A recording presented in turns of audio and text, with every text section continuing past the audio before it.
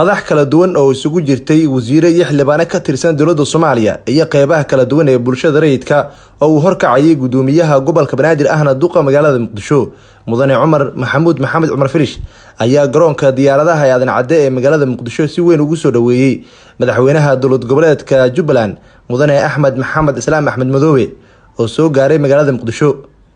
mudane Axmed Madoobe ayaa salaan qaaday dhammaan dadweynaha kala duwan iyo madaxdii goobta ku sugnayd isagoo ugu mahadceliyay sida weyn ay ugu soo dhaweeyeen garoonka diyaaradaha Aadan Cadde ee magaalada Muqdisho.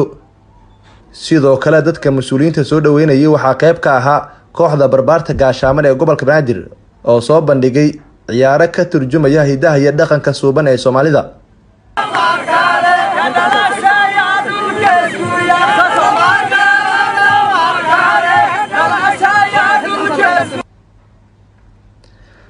dhanka kale gudoomiyaha gobolka Banaadir ahna duqa magaalada Muqdisho mudane Cumar Maxamed Cumar Firish iyo mas'uuliyiintii kala duwaneed ee ku sugnayd garoonka diyaaradaha Aadan Cadde ee magaalada Muqdisho ayaa soo dhaweeyay madaxweynaha dowlad goboleedka Puntland Siciid Cabdullaahi Dani iyo wafdi uu hogaaminayay.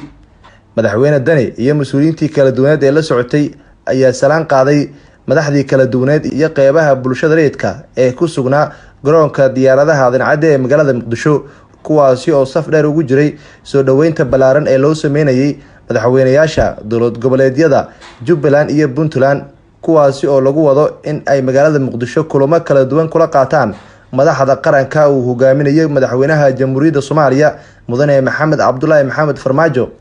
madaxweynaha dowlad goboleedka Puntland mudane Siciid Cabdullaahi Dani ayaa ugu mahadceliyay madaxdii iyo bulshadii ku sugnayd garoonka diyaaradaha Aadan Cadde ee magaalada Muqdisho sida diiran ay ugu soo dhaweeyeen magaalada Muqdisho.